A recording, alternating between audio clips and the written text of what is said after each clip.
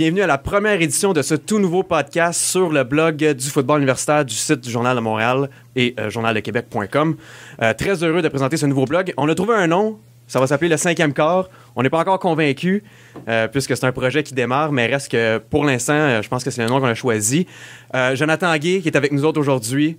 Toujours fidèle au poste. Fidèle au poste, notre collaborateur sur le blog. Moi-même, Vincent Duquette, qui également collabore sur le blog. Je serai à l'animation de ce magnifique podcast. Très heureux de pouvoir avoir cette tribune pour parler de football universitaire. Et comme à chaque podcast, on va essayer, en tout cas, c'est ça le but, c'est d'avoir un joueur des Carabins avec nous autres pour venir jaser football, jaser de son parcours, jaser de sa carrière. Et notre premier invité, c'est le receveur des Carabins, Philippe Henschel. Merci d'être avec nous aujourd'hui, Philippe. Bien, merci à vous. Philippe vient briser la glace, en fait, dans nos studios. Ouais, c'est la première fois, donc on te remercie pour le courage puis de venir tenter l'expérience parce que ce sera peut-être pas facile, donc on va bien s'amuser avec tout ça. Ça me fait plaisir, j'ai hâte de voir ça. On va pas trop te maltraiter. Non, Philippe, on va commencer pour parler un petit peu de la saison. 3 victoires, 2 défaites, des matchs très enlevants, beaucoup d'action, beaucoup de fébrilité. Comment ça se déroule jusqu'à présent? À date, ça se passe bien. Je pense que notre fiche, facilement, je pense qu'on aurait mieux faire mieux cette année, mais je pense que la saison est encore à la moitié de saison, on a encore beaucoup de chemin à faire. Donc, 3-2, c'est sûr qu'on aurait aimé ça toutes les gagner, mais dans un monde parfait. Fait que, dans le fond, nous, on travaille sur chaque semaine, une semaine à la fois. Cette semaine, on a une semaine de congé, fait que ça tombe bien, on a le temps de se regrouper ensemble, de régler les petits bobos aussi qu'on a dans l'équipe.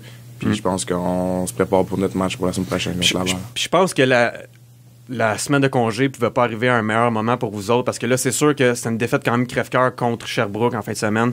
Vous avez perdu par 5 points. C'était un match qui était extrêmement serré. Puis là, au moins, vous avez une semaine de repos pour justement guérir les petits bobos, tout ça. Puis on se prépare contre le gros affrontement contre Laval à domicile. Fait que je pense que pour vous autres, je pense que ça ne pouvait pas arriver mieux, là.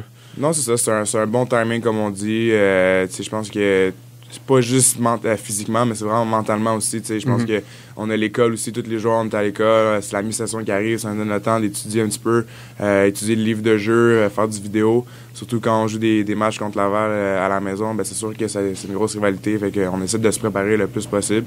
Puis quand on a une semaine comme ça, 2 semaines pour se préparer, ça tombe super bien. Justement, la première rencontre de la saison, vous l'avez perdue à domicile, au domicile de Lavallois, puis c'était par 3 points, défaite crève-cœur dans les derniers instants du match. Comment entrevoyez-vous le prochain match? Comment est-ce que vous allez vous préparer? Y a-t-il des ajustements qui vont être faits en ce sens?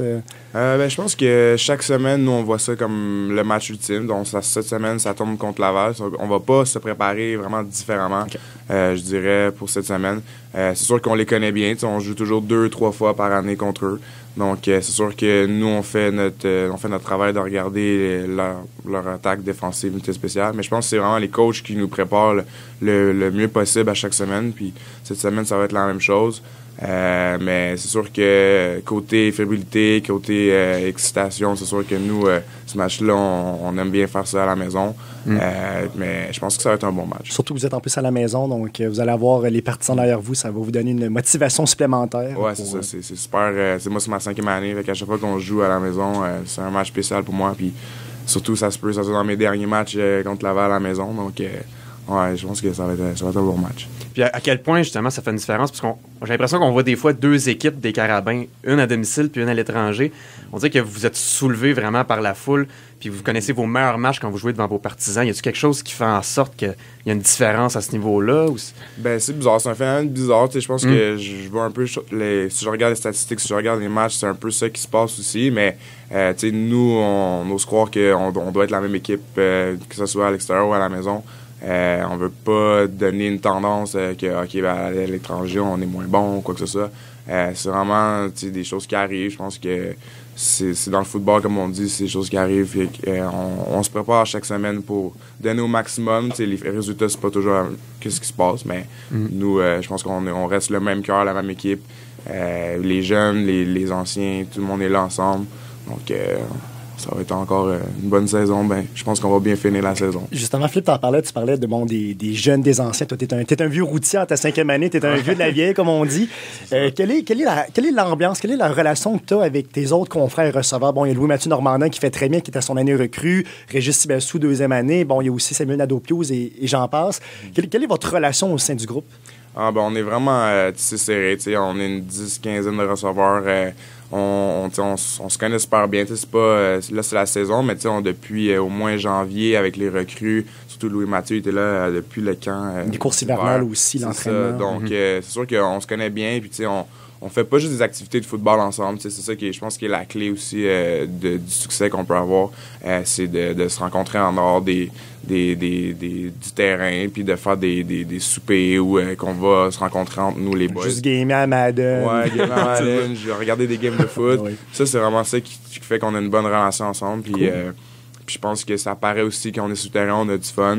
Puis moi, en tant que 5e année, j'essaie de donner le plus possible d'outils que je peux les aider à leur donner des feedbacks sur qu'est-ce qu'ils font. Puis j'essaie de pas trop, j'essaie d'être positif, mais je veux pas tout le temps leur donner du bonbon. Fait que j'essaie d'aller chercher des petites choses que je pense qu'ils peuvent s'améliorer, mais ils prennent bien aussi la critique, fait que ça me fait un bon travail. Puis moi, j'apprends d'eux aussi à chaque jour. Donc. Mais justement, quand Louis Mathieu a signé avec les Carabins, ça a été une très grosse prise, on s'entend. Est-ce que ce soit Marco à l'offensive, Marco Yadeluca qui est le coordinateur offensif, ou Danny Machoche, est-ce qu'ils t'ont approché pour te dire on peut-tu prendre Louis Mathieu sous ton aile? Est-ce que tu as eu une discussion avec eux pour regarder comment toi tu pouvais l'aider à maturer et à grandir dans ce rôle-là? Y a-tu une discussion de ce côté-là? Il n'y a pas eu nécessairement une discussion vraiment comme on s'est pas assis dans le bureau puis dire OK, garde-toi, faut aller le chercher, faut aller parler.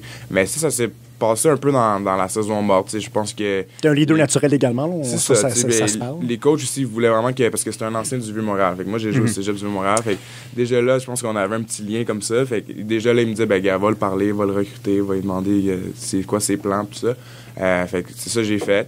Puis une fois qu'il est arrivé, ça s'est fait un peu tout seul. On a commencé à se parler tout de suite. C'est vraiment facile de voir que c'est un bon joueur. Ouais. Puis c'est pas juste un bon joueur pour rien, c'est parce qu'il écoute, puis il fait son travail, il fait son vidéo. Il veut apprendre. C'est un bon athlète, c'est un bon étudiant. Fait ça a été facile aussi. Là. Si on revient un peu sur le dernier match contre le Vert et Or, la défensive a connu un super bon match. Là, si on regarde les statistiques, 4 interceptions contre Jérémy Rock, qui vous ont donné la chance d'avoir des possessions de ballon qui sont dans le territoire du Vert et Or à plusieurs reprises. Puis on dirait que vous étiez capable de marcher avec le ballon, d'avancer. Puis à un moment donné, vos drives arrêtaient là. Y a-t-il quelque chose qui s'est passé? Y a-t-il quelque chose dans les stratégies qui a pas fonctionné? Puis comment voyez-vous ce match-là pour l'avenir? Comment allez-vous apprendre de ces peut-être pas nécessairement des erreurs, mais parce qu'advenant une victoire, c'était pas mal assuré. Vous avez le deuxième rang et même le premier dépendant si vous battiez Laval. Mais là, 3-2, Laval qui a déjà un bon 2 matchs d'avance, ça vient brasser le classement, ça c'est sûr. Donc, comme dit Vincent, comment... c'est sûr qu'on s'est tiré dans le pied un petit peu avec cette défaite-là, mais je pense que pour revenir à ce que tu disais, dans le fond, c'est pas mal plus un problème d'exécution. Je pense que les jeux ont été appelés au bon moment. Je pense qu'on a suivi notre plan de match. On s'est rendu, comme tu dis, dans la zone payante. C'est juste que on n'a pas réussi à marquer des touchés. Puis je pense que moi, en tant que receveur, puis à l'attaque, j'aime pas ça qu'on se rend dans la zone, puis qu'on sort même avec un 3 points d'un placement. Pour moi, c'est pas assez. C'est comme quand on veut des grandes équipes, il faut sortir toujours avec 2 touchés, puis c'est ce qui fait qu'on creuse un écart. Donc, je pense que ça a vraiment été côté exécution que ça a un petit peu mal été. Mais c'est sûr qu'on apprend de ça. On a fait la vidéo, on a fait nos devoirs là-dessus. Puis je pense que cette semaine, là, on a juste 2 pratiques. Donc, on se prépare un peu on se prépare pour l'avant, mais c'est vraiment plus la semaine prochaine qu'on va regarder, qu'on va mettre tous les jeux en place. Puis, comme on dit, nous autres, on peut plus perdre un match jusqu'à la fin. Donc, c'est sûr que notre mentalité... Avant, c'était ça, mais là, c'est sûr que c'est encore plus présent. Mais c'est surtout aussi de s'assurer au moins un match des séries à domicile. Exactement. C'est ça la clé. Exactement. Puis je me demandais aussi, parce que le Sherbrooke, à l'université, eux autres, ils jouent sur du gazon naturel, je vais le dire. Pour un receveur, est-ce que ça fait une grosse différence? Parce que c'est sûr qu'évidemment, vous autres, pour faire vos tracés, vous fassiez des cotes et tout ça. Est-ce que la différence entre le gazon naturel et le gazon synthétique, ça peut faire vraiment une grosse différence dans votre jeu et dans votre exécution? Je dirais ça dépend. Je pense pas que ça fait une différence parce que, dans le fond, nous, avant le match, on s'en va essayer le terrain avec nos crampons. On a différents types de crampons, fait qu'on va aller essayer qu'est-ce qui est mieux pour la surface qu'on a. C'est sûr que si, mettons, on est le dernier match de l'année, puis il pleut, puis c'est sûr qu'il y a des bonnes chances que le terrain glisse un petit peu plus. Mais tu sais, je pense qu'on va regarder le vidéo, on n'a pas vraiment eu des... Tu sais, mettons, ça n'a pas été ça la cause de notre défaite. Ça, je pourrais jamais mettre ça là-dessus. Non, c'est ça. nous, c'est des choses qu'on contrôle pas. Donc, la meilleure chose qu'on peut faire, mettons, c'est comme on disait avant l'avant-match, c'est que la bonne nouvelle, c'est que le Sherbrooke aussi, il joue sur ce terrain-là. Mais exactement, donc, si nous, on glisse, ils vont glisser eux autres aussi. Là.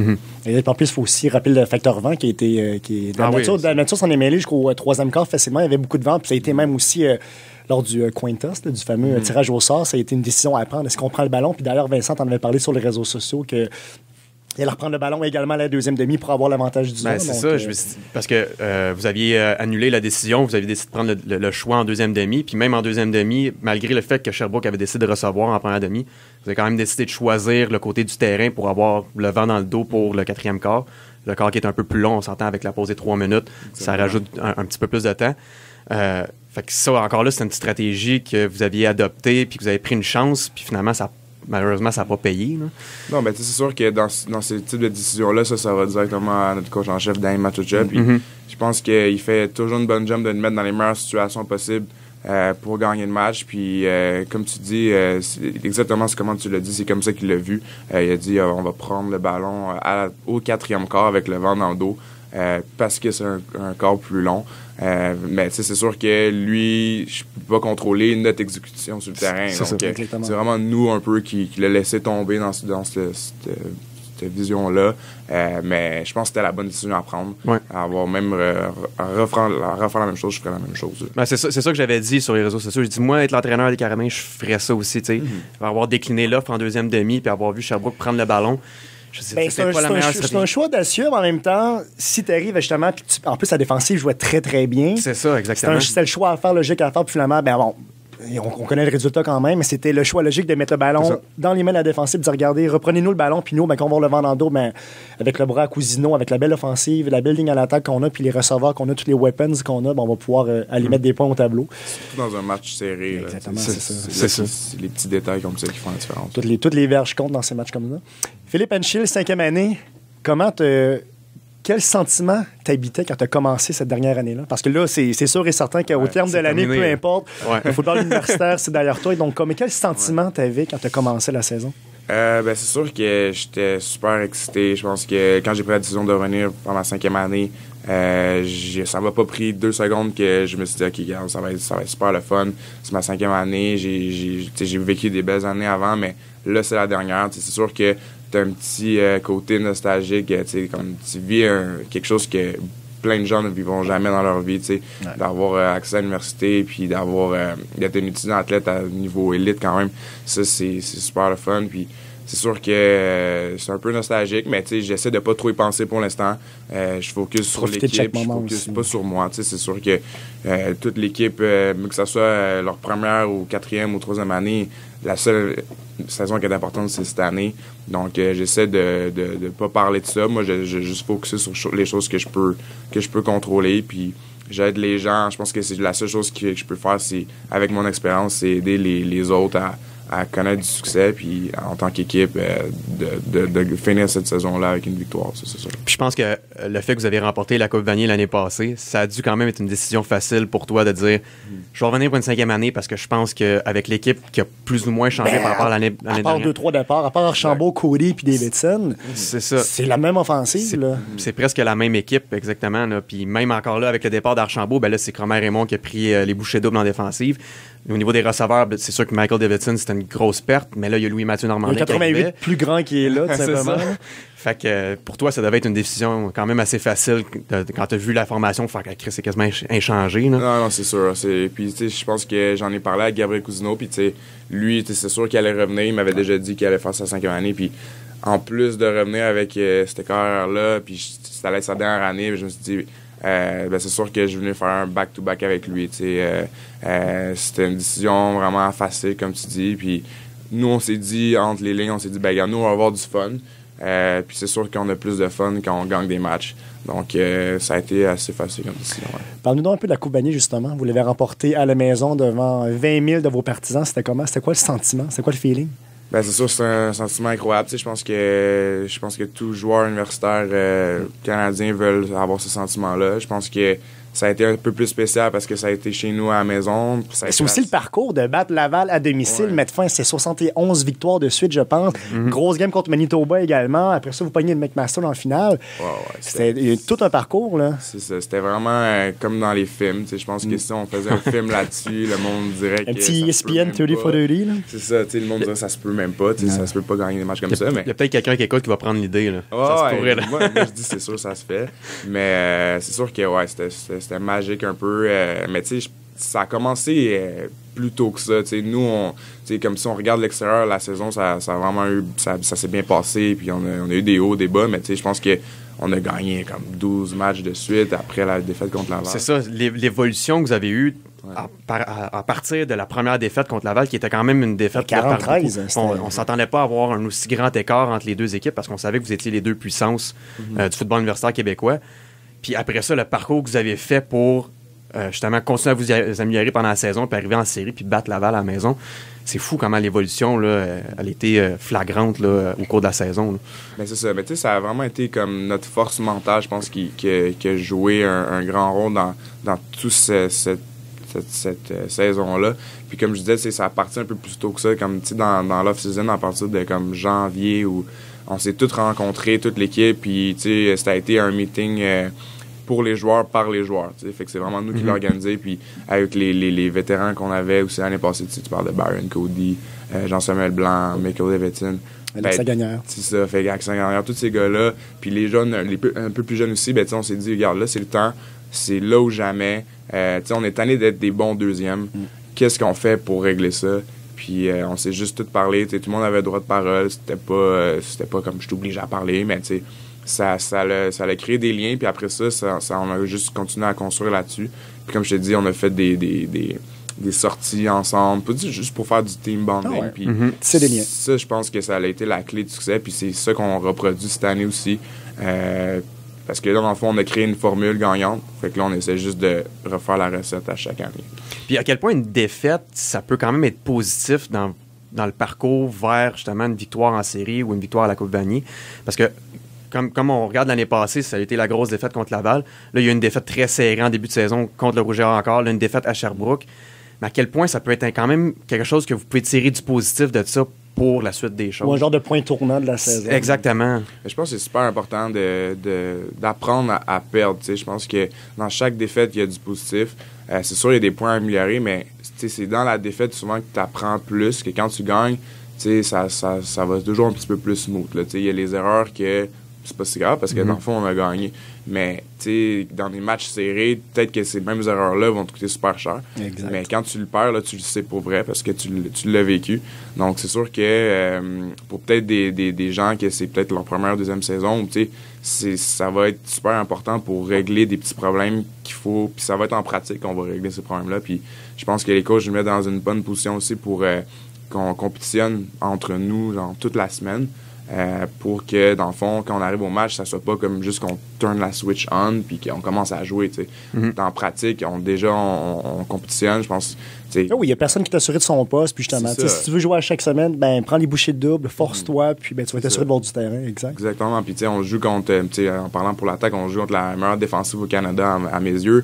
Puis nous, on veut être la meilleure offensive du Canada aussi. Donc, on s'entraîne en conséquence. On se parle, puis on s'en va promener de temps en temps. Puis je pense que c'est sain aussi. Puis ça amène des belles surprises quand on arrive au match. Puis c'est ça, la force mentale, elle devient super importante. Là. Puis je pense qu'il n'y a rien de mieux comme préparation d'avoir la chance de jouer en pratique contre une des meilleures défensives au Canada pour l'offensive.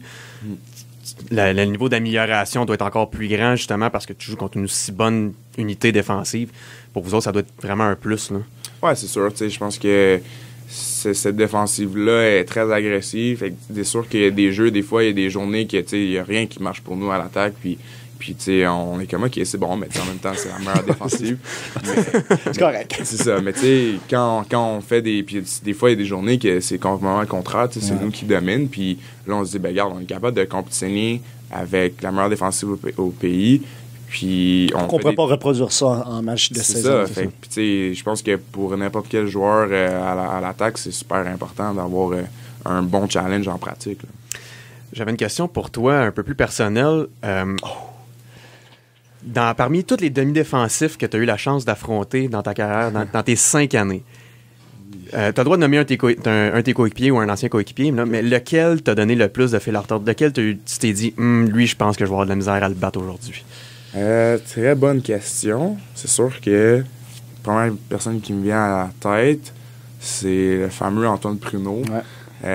Qui fait très bien avec Ottawa. Puis il fait très, très bien. À Ottawa, c'est ça. Il n'y a pas de secret, ce gars-là. S'il fait super bien là-bas, c'est parce que c'est un bon joueur. Puis je pense qu'on a joué 4 ans ensemble. Fait que dans mes 3 premières années au moins, ou 2 premières années, on était toujours contre en pratique. Okay. Donc ça m'a aidé énormément aussi à m'améliorer. Ce gars-là, il a une vitesse phénoménale, un bon joueur de football. Puis tu sais, des fois c'était comme, tu sais, moi je le prenais personnel aussi, tu sais, puis lui aussi, fait que c'est sûr que on était toujours face à face, puis qu'on se parlait casse à casse, puis tu sais, on avait une bonne complicité aussi, mais en même temps, quand on faisait un jeu, on aimait se le dire. Fait que c'est sûr que quand je pense à un joueur, c'est sûr que lui c'était un super bon joueur. Puis dans les matchs, ben là, tu sais, quand j'étais content de pas jouer contre lui parce que je voyais voir. C'est bien, c'est le fun de porter le même uniforme dans ce temps-là. Ouais, c'est ça. Philippe, bon, là, tout le monde le sait, t'es le grand numéro 5 qui fait des attrapés spectaculaires dans le trafic puis qui a une vitesse incroyable. Mais pour les gens qui connaissent moins, tu décrirais comment? C'est... Là, on tombe dans Tout le monde en parle. Là. Ouais, c'est ça. On prend toujours un train avec Philippe Henschel. On va sortir le vin dans pas long. Là. Dans pas long, on sort le vino. Là, on sort le rosé. Tu sais, c'est sûr, je me créais comme quelqu'un d'assez calme. Tu sais, je pense pas que je suis quelqu'un qui est super énervé dans la vie, mais tu sais, c'est sûr que j'aime ça avoir du fun. Tu sais, c'est sûr que en pratique, surtout cette année, comme je disais tantôt, moi et Cousineau, on va avoir du fun. Fait, oui, c'est le dernier moment. Je prends vraiment toutes les occasions pour sortir des petites blagues, détendre l'atmosphère un petit peu. Ça, je pense que c'est moi, c'est juste moi comment je suis. En dehors du terrain, ben c'est sûr que je suis quelqu'un de travaillant beaucoup. Je fais beaucoup de choses. Je travaille pendant le foot, je vais à l'école à temps plein, puis je m'entraîne. Puis toutes ces choses-là, fait que c'est sûr que ça, je pense que c'est une de mes forces. Est-ce que tu dors entre ça ou ouais, j'essaie. Faut bien planifier les choses. C'est ça. Puis là, tu sais, maintenant j'ai une blonde, fait que là, mais là j'habite avec. Désolé mesdames, là, on vient de perdre quelques auditrices à l'instant. Ouais, c'est ça. Désolé mesdames. Désolé. On va couper ça au montage. Donc c'est ça, fait que tu sais, je pense que c'est ça, toutes ces choses-là, ça me rend un peu plus fort à chaque jour. Tu sais, je suis pas quelqu'un qui va regarder la vie d'un côté pessimiste. Je pense qu'il y a toujours des hauts puis des bas, puis je cherche toujours le positif dans n'importe quoi que je fais. Puis je pense que une des phrases aussi que Danny a dit beaucoup dans travers mes années, c'est comme, il dit, c'est prendre le temps de gagner chaque journée. T'sais. Puis dans le fond, c'est dans n'importe quel sport, que ce soit à l'école, au travail ou au foot. Quand à la fin de la journée, est-ce que tu peux te regarder dans le miroir puis savoir est-ce que tu as fait une différence dans ta journée? Win the day. Ça, c'est quelque chose que je préconise à chaque jour maintenant. Puis j'essaie de faire le plus possible à chaque jour. Parle-nous un peu de ton parcours de joueur de football. Quand est-ce que ça a commencé? C'est où que à quel âge, à quel niveau que tu as eu la piqûre pour le football puis tu t'es dit, ça, je veux continuer à jouer à ce sport-là pendant longtemps. Le badminton, longtemps. c'est le fun, mais je pense que c'est le football que j'ai le plus de plaisir. Ouais, c'est ça. Moi, j'étais en 6e année au primaire. Tu es un natif de Montréal? Tu viens de Montréal? Je viens de Montréal. 6e année, j'étais à une école immersion anglaise, pas rapport. Il n'y avait pas de foot, il n'y avait rien. Pas rapport. Puis, dans le fond, je jouais toujours au foot dehors avec mes amis pour le fun de notre touch football. T'sais. Puis, je pense que quand j'ai vraiment eu la piqûre, c'est quand les Alouettes ont gagné la Coupe Grey en 2002. Je checkais pas vraiment le foot à ce moment-là, mais là, j'ai vu ça. Puis là, j'ai vu des joueurs comme Ben Cahoon, Jermaine Copeland, Anthony Calvillo. Fait que là, je me suis dit, OK, regarde, qu'est-ce qu'ils font, ces gars-là, pour jouer professionnel? C'est quoi la différence entre moi ou n'importe qui puis ces joueurs-là? Qu'est-ce que je dois faire pour me rendre là? Qu'est-ce que je dois faire pour me rendre là? Puis là, après ça, j'étais allé au secondaire, mais au secondaire, j'étais allé au collège Mont-Saint-Louis. Puis quand j'ai commencé, moi, il y avait juste du football en secondaire 3. Fait que c'était juvénile 3, 4, 5. Puis moi, je rentrais en 1, fait qu'il n'y avait pas de football. Mais on a commencé à jouer au flag football. Fait que là, j'ai joué au flag j'ai joué même 4 années au secondaire parce que c'était pendant le printemps, puis on avait le temps juste avant la saison. Puis on a commencé comme ça, mais on était vraiment un groupe fou. Là. Je pense que ça a été une des meilleures classes de génération de cette année-là, à cette école-là, parce que beaucoup de joueurs sont sortis de ce programme-là puis sont allés collégial, même universitaire. As-tu des noms à nous donner? Oui, ben c'est sûr que notre carrière, c'était Jérémy Cloutier. OK, oui. Il y avait Vincent Cléo Gaudreau qui joue à Sherbrooke en ce moment. Des gars qui avaient Mandy Cardichon, qui était running back à ce temps-là, Jean-Samuel Blanc, Anthony Cody. Une belle cuvée. Antoine Pajot, tu sais, plein, j'en oublie probablement Ricardo Desrosiers, plein de joueurs comme ça. Donc, c'est sûr que on a commencé à vraiment jouer en secondaire 3, au juvénile. Puis là, je pense qu'en ma première année, on a gagné toutes les games. Secondaire 4, on a gagné toutes, mais on a perdu en finale. Puis secondaire 5, on est revenu, on a tout gagné. Fait en 3 ans, on avait perdu une game sur 31, genre. Étais-tu toujours receveur ou t'as évolué à d'autres positions? J'ai toujours été receveur. Puis là, après ça, j'étais allé au Cégep du Vieux-Montréal. Qu'est-ce qui t'a motivé à aller au Cégep du Vieux-Montréal? C'est sûr que moi, je voulais rester à Montréal. Fait que, déjà là, je barrais tout ce qui est FX Garneau, Lennoxville. C'était pas mal entre Vanier ou Ville-Montréal. Là, je pense que j'étais allé voir... moi, je suis gradué en 2008, mais en 2007, j'avais été voir un camp d'entraînement, en fond, en intérieur, d'hiver. Puis là, j'avais vraiment trippé sur l'ambiance, puis comment ça fonctionnait. Puis j'ai vraiment compris aussi toute la culture, l'histoire qu'il y avait à ces écoles-là. C'est vraiment une dynastie, je pense, dans les années... Avec Marie Santerre, tu sais. Ouais, Marie Santerre, on gagne comme 4-5 balles d'or de suite. Puis là, j'ai vraiment comme dialed in là-dedans. Puis l'année d'après, je me suis fait recruter aussi par eux. Fait que là, j'étais allé là. Puis après ça, j'ai fait mes 3 années, dont on a gagné un championnat en 2009 avec Jacques Dussault. C'est vrai. Puis après ça, j'étais à l'Université de Montréal. Et comment s'est fait ton parcours de 3 années? Parce que souvent, qu'on arrive, dépendant le type de joueur qu'on est, le programme, on passe par les bonnes vieilles unités spéciales. Donc, on doit faire sa marque, on va un peu de terrain comme ça. Puis après ça, notre 2e année, techniquement, on est partant. Puis notre 3e année, c'est la money year, comme on dit. C'est là que tout se passe pour nous. C'est là le deal breaker qui nous amène à l'université. Donc, toi, comment s'est fait ton parcours collégial? Collégial, j'ai été assez chanceux dans le sens que j'étais arrivé... Tu es un athlète prisé, donc c'est sûr que ça l'aide dans ce temps-là. Ouais, probablement. C'est sûr que... le football, c'est un petit monde, fait que c'est sûr que tu te fais un nom, puis des fois, tu as plus de chance à cause de ça, mais je pense que j'ai vraiment fait mes choses aussi. Dès le camp d'entraînement, j'ai bien fait. Fait que j'ai réussi à me décrocher un poste de partant de ma première année avec des receveurs comme Alexandre Lortie, Philippe Lamarche, Frank Leclerc. Fait qu'on a joué déjà ma première année là, puis j'ai jamais perdu mon poste après pendant mes 3 années. J'ai joué une unité spéciale aussi quand même. Mais personnellement, j'étais toujours à l'attaque. Là. Et poursuivre cette lignée-là, qu'est-ce qui t'a fait choisir les Carabins au lieu d'un autre programme? C'est ça encore. Parce que toi, tu étais dans la première cuvée à Dany, si je ne me trompe pas. Ouais, mais en même temps, j'ai même pas été recruté par Dany. Okay. Moi, c'était Marc Santerre. Parce qu'on est arrivé, moi et Dany, en même temps, mais j'avais déjà été recruté dans le fond dans la saison MOP par Marc Santerre. Mais c'était déjà décidé pour moi un petit peu à l'avance. Je regardais un peu les équipes, puis je regardais les matchs à la télé, j'avais été voir des matchs, puis j'étais comme, OK, Université de Montréal, je sais que c'est la prochaine équipe aussi, parce que, encore dans ce temps-là, c'était toujours l'Université Laval qui gagnait. Mais je me suis dit, s'il y a une équipe qui va gagner un jour, je pense qu'au Québec, ça va être l'Université de Montréal.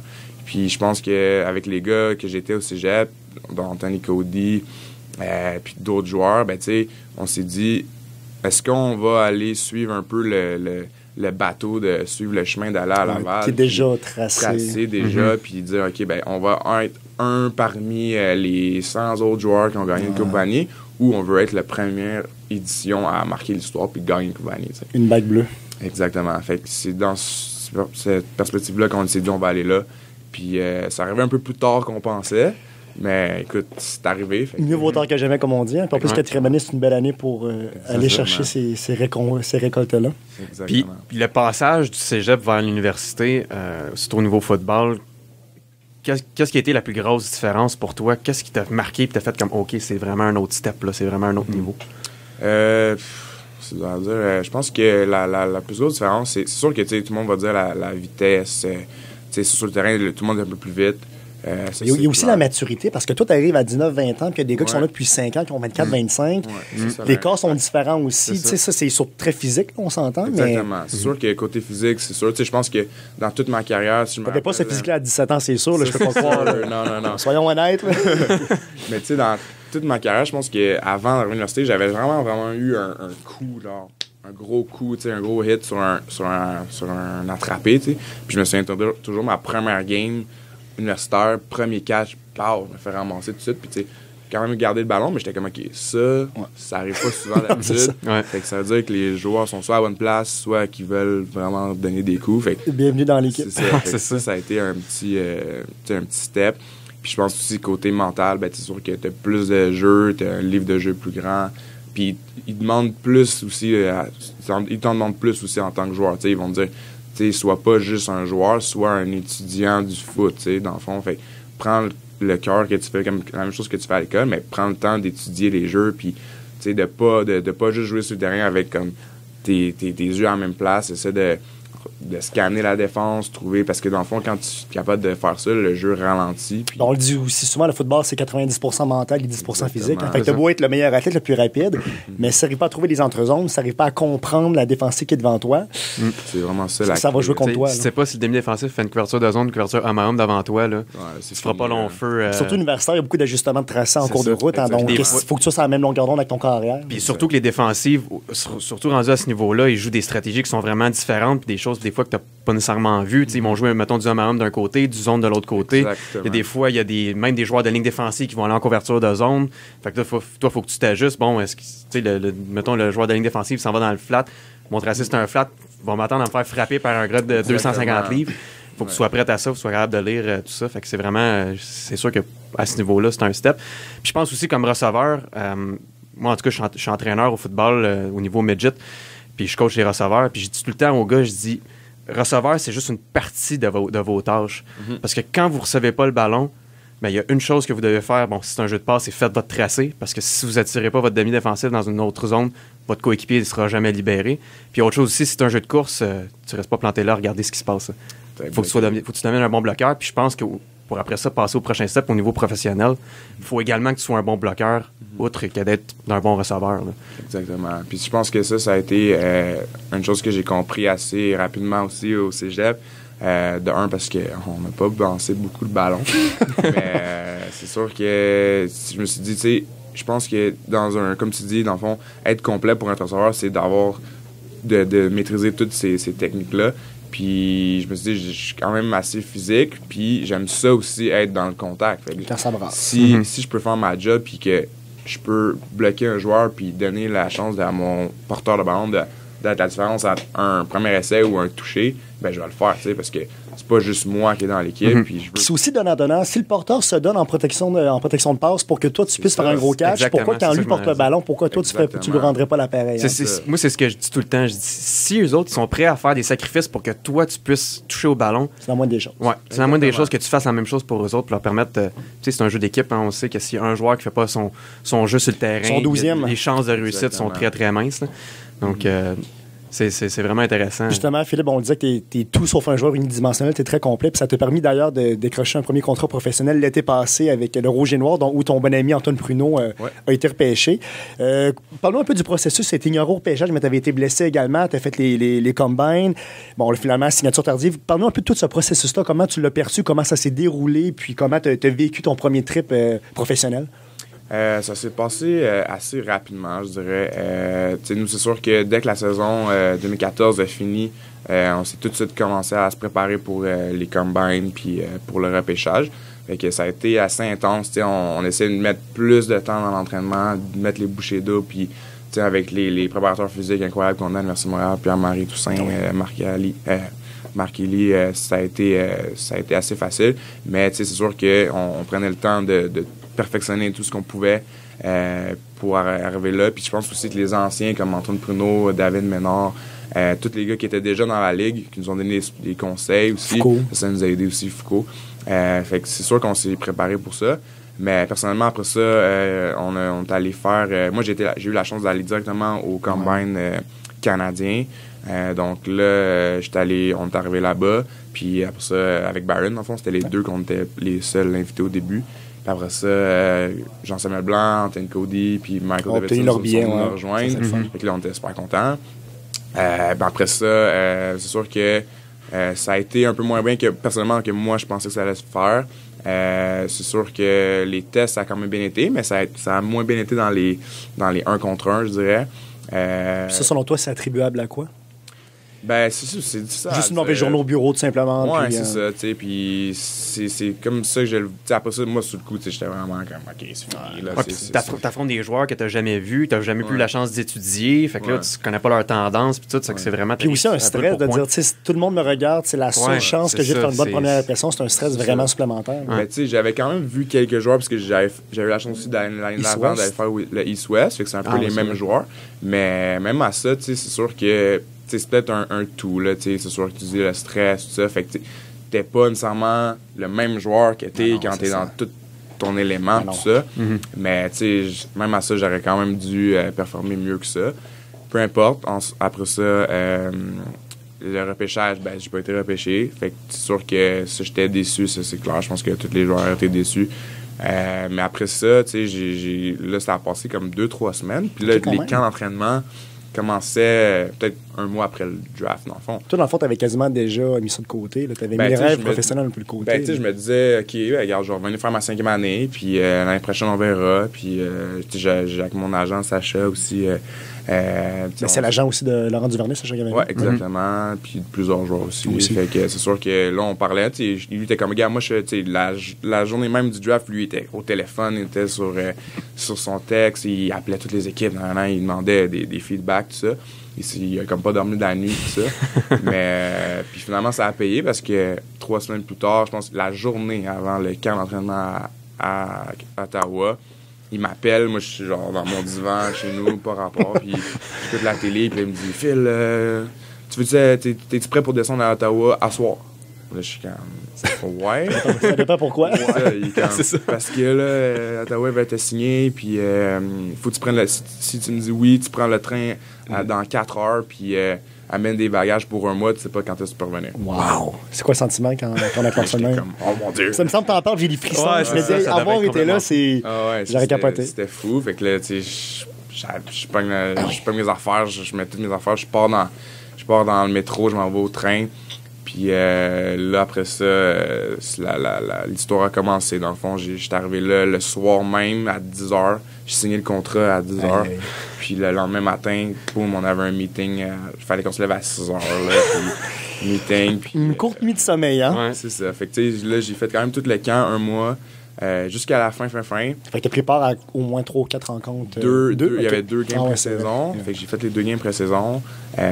Puis là, malheureusement, à la dernière seconde, j'avais fait l'équipe. Tu sais, comme mettons, tous les joueurs, ils faisaient l'équipe. On avait fait un dernier meeting, tout était fait. Là, le soir même, OK, on s'en va. Là, le lendemain matin, mon agent Sacha m'appelle. J'ai dit, qu'est-ce que tu veux, là, c'est sûr. Comme on s'est déjà parlé hier. Tu peux prendre le train à Green Bay? Green Bay voudrait demain matin à 10h. Je pense pas, mais. Fait que là, c'est ça, c'est sûr, c'est pas bon, tu sais. Là, il me dit, ouais, là, faut qu'on se parle. Je suis comme, OK.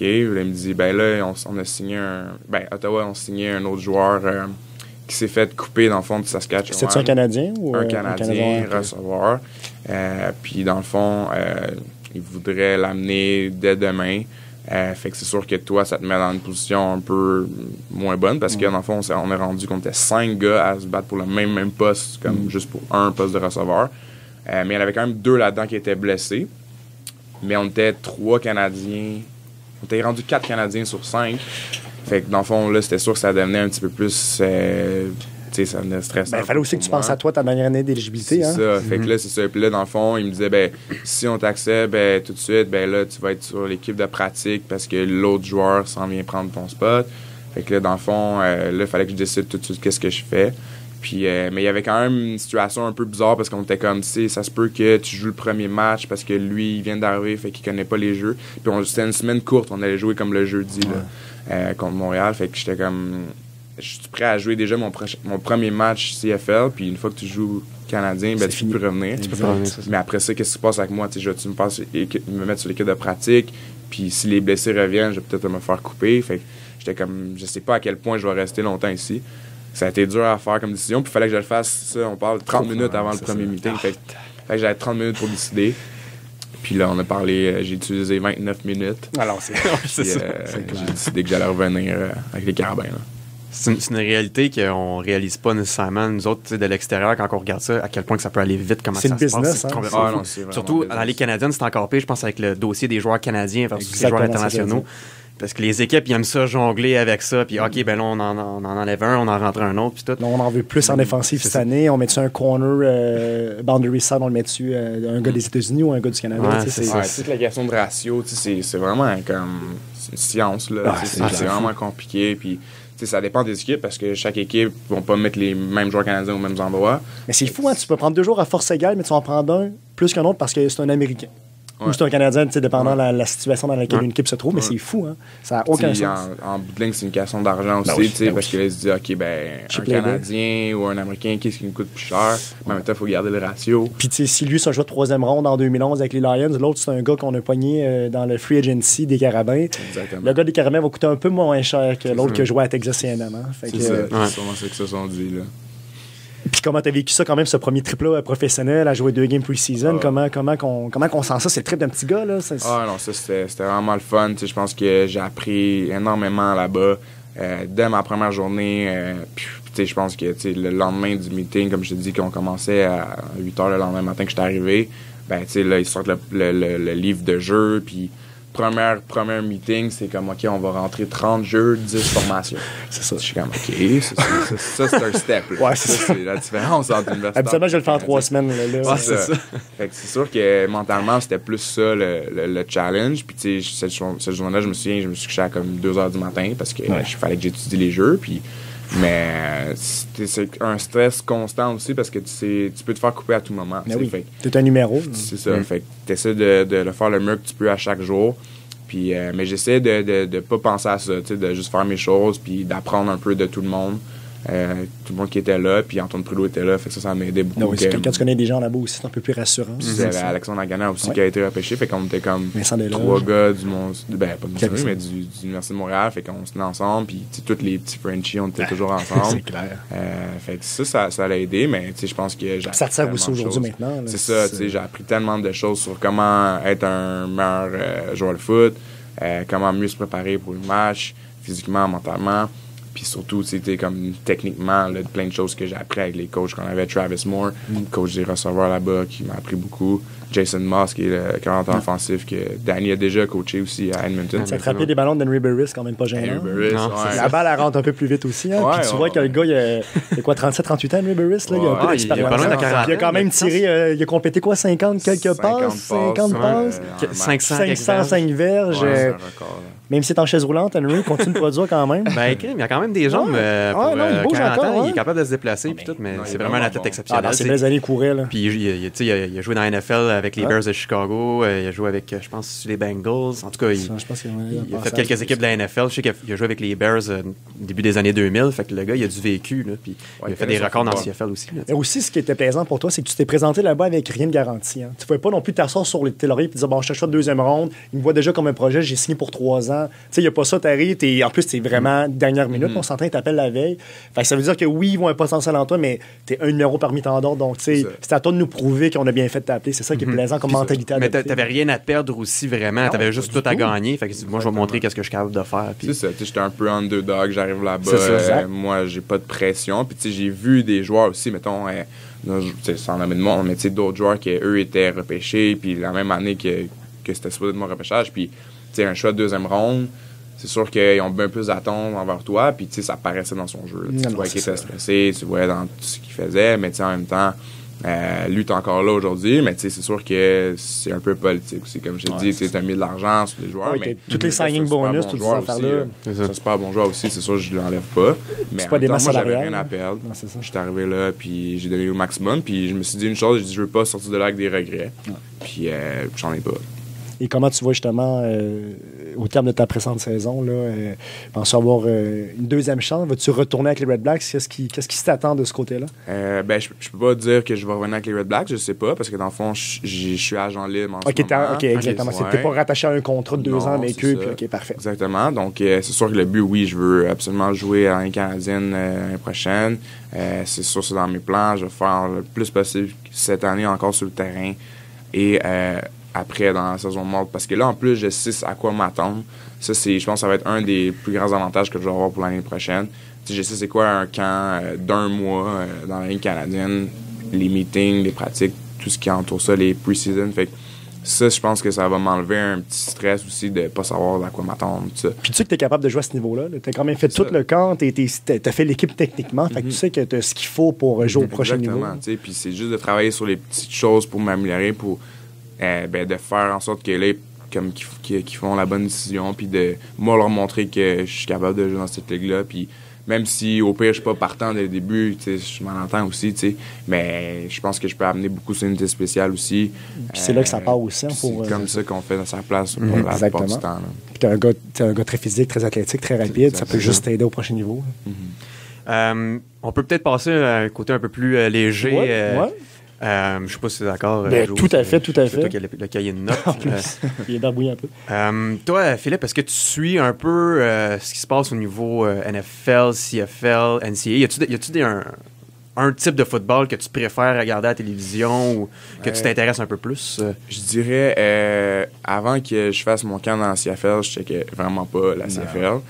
Mais maintenant, je vois qu'il y a un match de Ottawa. Je sais pas pourquoi, je regarde tout le temps. C'est sûr, t'as porté les couleurs. C'est normal. Là, tu connais une couple de joueurs là-bas. C'est normal. Je regarde un peu plus, mais je te dirais que je suis vraiment plus un fan de la NFL. C'est qui ton équipe? Moi, mon équipe, c'est pas l'équipe la plus... c'est pas tout le monde qui prend cette équipe-là. On va nommer nos équipes. Il y en a deux ici autour de la table qui prennent pas. C'est les Detroit Lions. OK. Ça va pas très, très bien. T'as-tu écouté le Monday Night? Ouais. Je l'écoutais aussi. Je sais pas changer d'équipe. Je sais pas, mais moi, je pense que c'est les manches à Stafford. Moi, je le dis toujours. Les manches Stafford puis sa grosse babyface. Je pense que c'est ça le mais la décision à la fin du match avec le ballon qui a été punché à l'extérieur de la end zone, que les arbitres n'ont pas appelé cette punition-là, ça fait un gros débat. À Seattle en plus. Ouais, c'est vrai. Phil Mary, tout ça. C'est le curse. On sait pas pourquoi. Ben, je sais pas. Là, un fan des Lions, depuis quand? Depuis les dernières années de Barry ou Calvin Johnson. Calvin Johnson. Fait que c'est quasiment en 2006. OK. Fait que ça fait quand même un petit bout déjà. Mais... on a eu des hauts et des bas. Non, c'est ça. Le fameux 0-16. 0-16. Puis là, cette année, 0-4 déjà. Fait que moi, je prédis qu'on va jamais faire les playoffs cette année. 0-4. Bon, en plus, c'est une bonne division aussi. C'est ça. Avec les Packers et les Vikings sont rendus bons. Les Vikings sont 2-2. C'est ça. Fait que là, ça va pas bien pour nous. Puis, mais tu sais, nos matchs, c'est. Ben, parce que je dis nos matchs. Tu sais que c'est un vrai partisan, c'est ça que j'allais dire. Tu sais que c'est vrai qu'il dit que ça va pas bien pour nous. Nous, les Lions, ça va vraiment. Ben oui, mais on est pareil, mouté quand je parle de mon équipe. Fan, c'est sûr. Je suis déjà allé en plus. Je suis allé voir un match à Détroit l'année passée ou l'autre d'avant. C'était fou, là. On est allé là avec ma copine. On fait 9 heures de... Ça, il faut leur couper au montage. On recoupe ce tronçon-là au montage. C'est bon, je pense. En plus, dans un dôme, en plus, à Détroit. Ouais, mais c'était comme un 23 décembre. Fait que c'était l'hiver, mais c'était un des road trips les plus fous parce que on fait 9 heures d'auto pour aller là-bas, puis grosse neige, là, comme la grêle, verglas, là, carrément. J'ai jamais vu autant de 18 roues flipper sur le côté comme c'était dangereux. Là. Okay. T'es content qu'au Québec, on ait la règle d'avoir des pneus d'hiver absolument? Parce que toi, tu sais, quand tu t'en vas, tu sais que tu vas être correct, peu importe ce que tu pognes, mais eux autres, là-bas, c'est pas de même. Non, c'est pour ça que tu vois des voitures dans les partout. C'est ça. Mais on s'est rendu, puis là, je suis devenu un petit bébé. Là, en 2 secondes, j'ai dit comme, tiens, prends mes affaires, moi, je fais le tour. Alors, c'est ça. Je savais que, tu sais, c'était vraiment avant le match, tu peux descendre proche du terrain, puis voir les gars pendant leur pre-game. C'est ça, fait que là, je voyais les gars. C'est une belle game, c'est contre qui? C'est contre les Giants. C'était la dernière game de la saison, mais ils ont perdu. Encore. Fait que, là, c'était comme, il y a 2 ans, fait qu'ils n'ont pas fait les playoffs. Mais au moins, là, je me sentais comme avec. Tu sais, à Montréal, il n'y a personne qui prend pour Détroit. Là. C'est comme, je suis seul. C'est vrai que j'en connais pas. Fan des Lions, connais pas non plus, je pense. Non, c'est vrai. J'en connais un autre, mais tu sais... Vous êtes les deux seuls au Québec. C'est ça, mais là-bas, tu sais, je me sentais comme chez nous. Là, t'es avec tes semblables. Tout le monde c'est ça. était avec moi. Tu sais, il y a 80 000 personnes. C'est 80 000 fou, qui pensent comme moi.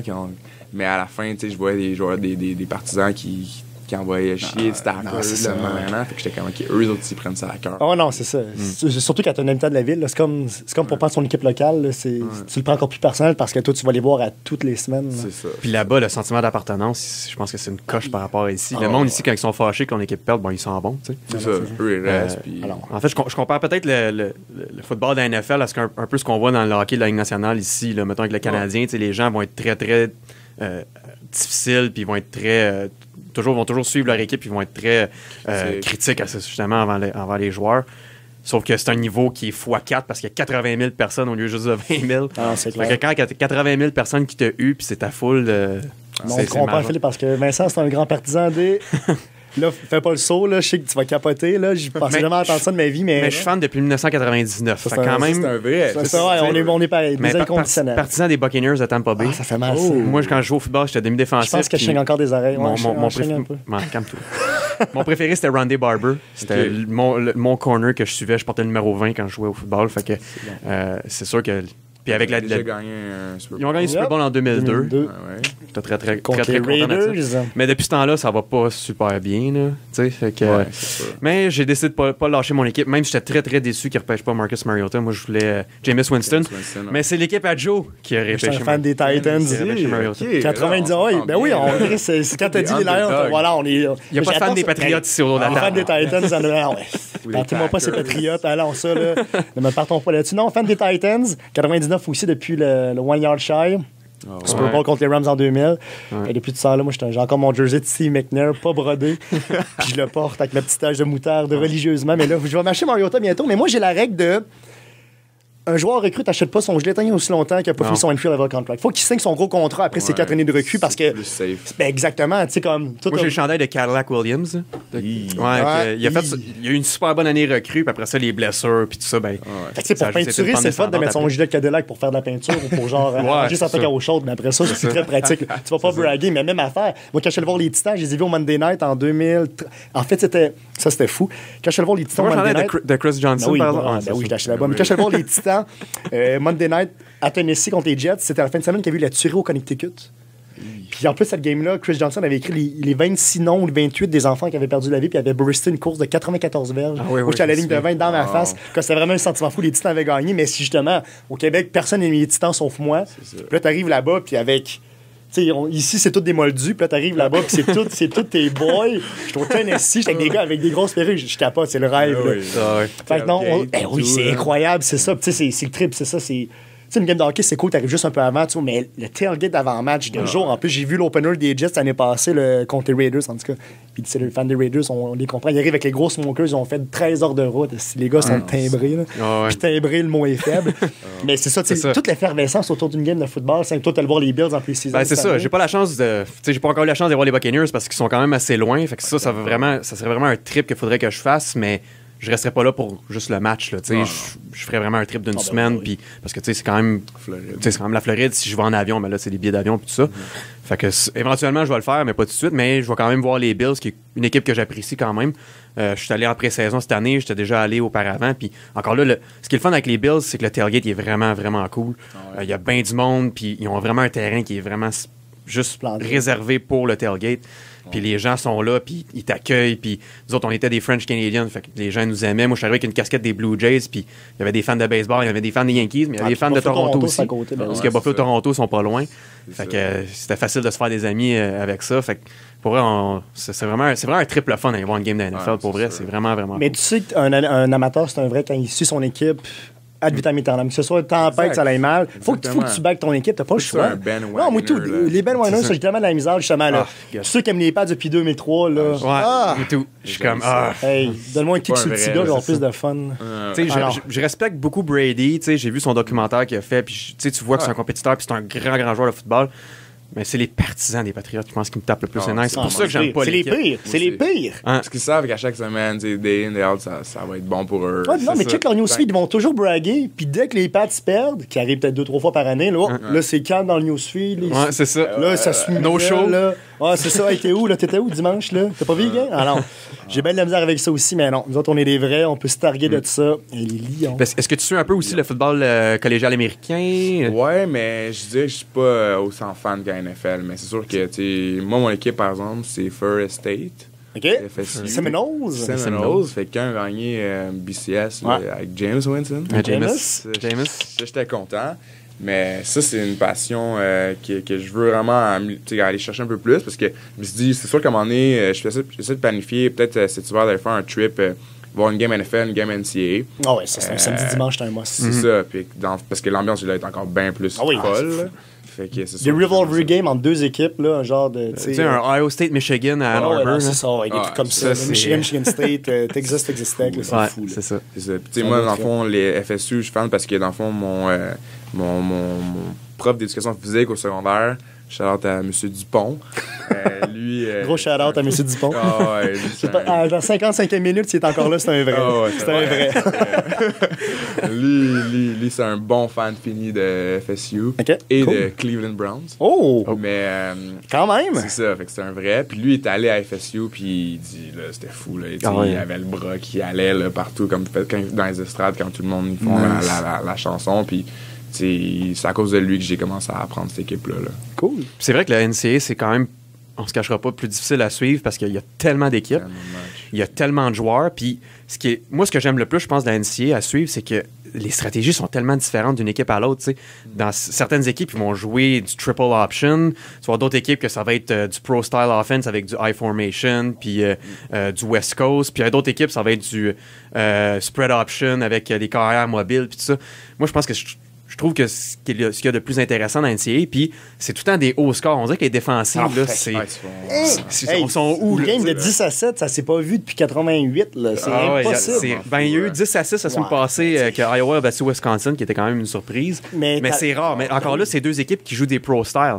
Ouais. Fait que ça, tu vas voir ça dans ce temps-là, mais une équipe, mettons, je sais pas moi, West Virginia, qui joue du spread option. Du gros spread, oui. Ou Georgia Tech avec un triple option qui gagne pas de avec sens. des 70 points, puis les running backs qui ont diverges de moyenne de parcours. Ça, c'est complètement fou. Tu verras jamais ça au professionnel. Mais c'est ça que j'aime aussi, c'est parce que quand tu prends les sports professionnels, oui, tu peux avoir des upsets. Fait que oui, ça arrive, mais c'est par rapport aux fiches. Mais tandis que dans la NCAA, probablement, il y a tellement d'équipes, mais c'est le ranking. Le top 25 est ranké, puis après ça, ben, tu peux pogner, je sais pas, North Illinois, qui est genre 88e à l'offensive, puis ça arrive des gros upsets. Tu penses à Michigan Appalachian State en mi-2000, c'est tous des gars qui n'ont jamais été recrutés One A, One Double A, puis finalement, ben, des gars, ils gagnent 37-34. Des two-star recruits, puis ils font des gars qui ont été recrutés avec 5 étoiles, puis des carrières élites, puis tout ça, puis finalement, ils finissent par. Ce qui est pesant du documentaire que tu regardes après, c'est tous ces gars-là ont jamais joué dans l'NFL plus tard, même pas proche. Puis après ça, tu regardes tous les gars de Michigan qui avaient perdu. Il y en a genre 7-8 qui ont été repêchés. Il y en a 12 qui ont eu des shots. Fait que, tu sais, c'est ça qui est le fun de football. Tu sais, c'est une game, hein. C'est un sudden death, puis tout peut se produire ce game-là, puis ça donne des beaux upsets, puis c'est ça qui fait la beauté de ce sport-là. C'est pas des 4 de 7, moi c'est ça que j'adore. Comme le marshmallow sur basket. Carrément. Puis si on revient, mettons, à la NFL, as-tu une prédiction pour qui va gagner le Super Bowl cette année? Les Titans! Je penserais sûr, pas. ben, je suis un fan des Détroits, mais je pense pas. À 0-4, ça serait une belle surprise. Ça en prendrait 12 dessus. Ouais, c'est pas mal ça. S'ils veulent faire les playoffs, Parce que battre les Packers. Maintenant, dans la NFL, en bas de 10-6, c'est tough de passer. Ben, remarque, l'année passée, c'est qui? C'est les Panthers qui ont 7-8 et 1 qui ont passé. Là. Ouais, mais la NFC North, c'est la plus proche de la gang. Ouais, c'est la NFC South. South, oui, excuse, South. Mais c'est sûr que je déteste dire ça parce que c'est une des plus grosses rivalités. Tu sais qu'on peut couper à n'importe quel moment. Fait que si tu dis une équipe qu'on n'aime pas qui gagne, on va monter son montage. Mais tu sais, c'est pas que je veux qu'ils gagnent, c'est que ils pourraient gagner. En fait, ben, les Packers là, de Green Bay, je pense qu'ils sont assez forts. Puis ils sont dans ma division, fait que ça m'énerve. J'ai regardé battre chez eux, en tout cas. Mais c'est sûr que. Là, vous le voyez pas à la maison, mais Philippe serre ses mains qui est dans des Packers. Là. Il a le goût de prendre un objet dans ses mains. Je pense juste à un de mes amis que lui, il sait c'est son équipe, puis on s'en va en chier à chaque semaine là-dessus. Fait que c'est sûr qu'il va être content. C'est de bonne guerre, on est pareil, nous autres aussi. À part eux, c'est sûr que, je sais pas, tu sais, en ce moment, les équipes qui sont 4-0, c'est un bon signe, mais en même temps, ça change tellement vite. C'est sûr, je vais jamais dire les Pats, parce que là, je suis tanné qui gagnent. Je pense que les Seahawks aussi, je pense qu'ils ont fait leur temps. Je pense que ça pourrait encore, mais tu sais, ils commencent à se faire avoir un petit peu de temps en temps, à 2-2. La saison est encore tôt, c'est sûr. C'est sûr. Ouais. Puis toi, Joe, on fait tout ça là, ta prédiction? Oui, je sais pas. Les Titans, là. Alors, je pense qu'il y a bien du monde qui aurait dit les Colts en début de saison, mais là, ils ont un début de saison difficile. Ben là, en plus, Locke s'est blessé. Puis là, Andrew Luck est blessé, Matt Hasselbeck qui est leur carrière partant. C'est... qui a 109 ans. Ouais, mais c'est ça. Qui est dans la ligue depuis 80 ans. C'est ça, Matt a eu des belles années avec les Seahawks début des années 2000, mais là... Packers, je te dirais, j'aurais tendance à abonder dans le même sens que Philippe. On s'entend, là. 4-0. Aaron en plus, Rodgers Nielsen n'est pas là, puis pourtant, Rodgers continue. Lisa a manqué les 2 premières de la saison. C'est un choix logique, mais en même temps... Présentement, un Pats, qui va arrêter le rouleau compresseur offensif des Pats? La défensive est là, mais l'offensive qui compte 55 points par game, ça n'a aucun sens. Puis ce qui est vraiment cool à suivre avec les Pats, qui malgré une équipe, que ce soit une équipe qu'on aime plus ou moins, c'est que tu regardes les stratégies, puis on dirait qu'ils innovent à chaque année. Ouais. Comme là, cette année, ils ont amené une nouvelle stratégie où est-ce que les joueurs de ligne changent de place. T'as un garde qui va aller jouer plaqueur à l'extérieur, puis ça fait en sorte que les défensifs, il faut qu'ils s'ajustent, puis le temps qu'ils s'ajustent, ben la passe est déjà lancée. Puis voilà. Ça, c'est Bill Belichick. C'est du grand Bill. C'est du grand Bill. C'est un stratège impensable. Je sais pas ce gars-là, qu'est-ce qu'il fait sur Terre pour faire ça comme ça, mais c'est sûr que c'est lui qui fait la grosse différence là-bas. Puis je pense que son coaching staff aussi est bon aussi. Mais puis que Tom Brady qui est capable de faire gagner une équipe avec pas vraiment de receveur élite. Bon, il y a Rob Gronkowski qui joue tight end. Mais Edelman, c'est vrai, ça n'a jamais été. Même tu regardes à. Mais même Edelman, c'est un corps arrière au niveau collégial qui ont recruté puis qui a fait sa place avec l'équipe. Mais un petit Wes Walker comme à l'époque. C'est pas un gars qui s'est fait repêcher à la Calvin Johnson, à Murray Cooper. C'est des gars qui ont été repêchés extrêmement tôt au repêchage. Pas en tout. Là. Mais tu regardes Seattle, Doug Baldwin, Jermaine Kerr, c'est pas des gros receveurs numéro 1, c'est des 3e. Dans une bonne équipe, ça serait un slot receiver, mais il y a tellement de bonne ligne offensive. Marshall Lynch.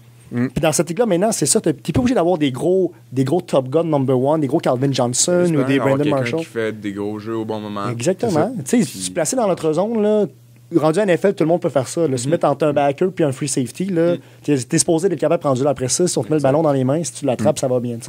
Avant que le show, Philippe, 5e année, tu disais en éducation physique, tu te vois où dans 4-5 ans? Tu te vois-tu encore coacher? Tu te vois où? C'est sûr que je veux coacher. J'ai pas eu la chance, à cause de ma carrière de foot, de commencer à coacher pendant la saison, parce que c'est sûr que notre saison, on est en même temps des saisons des autres équipes. C'est sûr que je veux faire ça.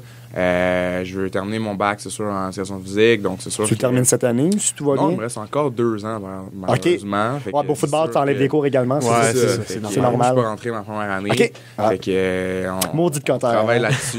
La Cotter. Maudit de Cotter. On travaille là-dessus, mais c'est sûr que je veux avoir mon diplôme. Cool. Ensuite de ça, on verra où ce que ça m'amène. C'est sûr que je veux coacher. J'aime enseigner aussi. Fait qu'on va voir qu'est-ce qui se passe avec ça, mais c'est sûr que... Il y a tellement de programmes de sport-études maintenant, ça pousse partout. Les écoles, maintenant, c'est fou comment les programmes ont été ajoutés au niveau scolaire. Moi, je coach au niveau civil, puis on a de la misère à arriver parce que les 4 écoles dans la région où est-ce qu'on peut récupérer notre joueur, les 4 écoles ont toutes des équipes. Fait que c'est vraiment difficile, puis il faut qu'on compétitionne avec ça, mais... on est quand même capable de former une équipe. Ça veut dire que l'intérêt pour le football est vraiment présent. Si les 4 équipes sont capables de vivre dans une région, ça veut dire que... on a toujours au football, on a tout commencé en même temps, puis à l'époque, il n'y avait pas beaucoup de programmes, ou presque pas. Puis maintenant, ça pousse comme des champions, puis ça n'a pas de sens. C'est une bonne chose. Puis justement, moi, j'ai plusieurs amis qui jouent au football, puis qui sont en éducation physique, puis... il y a beaucoup, c'est très contingenté, professeur d'éducation physique, on s'entend, mais le fait de pouvoir coacher, c'est une belle carte. Moi, je connais j'ai 2 noms qui me viennent en tête qui, justement, se sont mis à coacher pour des écoles qui avaient déjà joué auparavant, puis il y a un poste qui s'est libéré. Au lieu d'ouvrir un poste à commission, regarde, lui, il peut être professeur, puis en plus, il coach déjà pour nous, il connaît la poutine, il connaît l'école. Exactement. C'est plus facile de se trouver un emploi dans ce temps-là, ça l'aide énormément. C'est sûr, c'est un plan qui m'intéresse, puis en même temps, moi, je suis entraîneur aussi personnel, fait que c'est sûr que l'entraînement... toutes ces choses-là, c'est toujours impliqué avec des gens, social, puis entraîner. Puis touche le sport, l'entraînement physique. Le sport, fait que c'est sûr que je veux être dans ces eaux-là, c'est sûr. Qu'est-ce qu'on peut vous souhaiter pour la fin de la saison? Je pense que nous, on va travailler fort, mais je pense que ça va être de gagner tous les matchs. Puis si on fait un match à la fois, puis on les gagne tous, on devrait être capable de gagner la coupe encore. Cool, ben on vous le souhaite, Philippe. Ouais, merci beaucoup. Bon, ben, hey, merci beaucoup, Philippe, d'avoir participé à notre première édition de On s'était dit une podcast. demi-heure, on est rendu à 1h03. Ouais. Donc, pour les 2 personnes qui nous écoutent encore, on vous dit bravo. On va faire tirer un T-shirt parmi les 2 personnes qui nous écoutent encore, dont ton professeur d'éducation physique, shout-out à qui? Pascal Dupont. Pascal Dupont. Pascal Dupont, tu ouais. mérites un T-shirt du Journal de Montréal, Ouais, donc c'est on ça. va te faire parvenir ça dans les prochaines semaines. Oui, dans les prochaines années. Ben oui. Quand on va débloquer les on va budgets. commencer à les faire tout d'abord.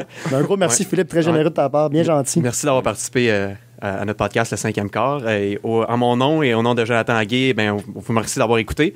Puis on espère que vous êtes aussi au rendez-vous pour notre prochaine édition du podcast. Notre prochaine édition du podcast. Notre prochaine édition du podcast. Notre prochaine édition du podcast. Notre prochaine édition du podcast. Notre prochaine édition du podcast. Notre prochaine édition du podcast.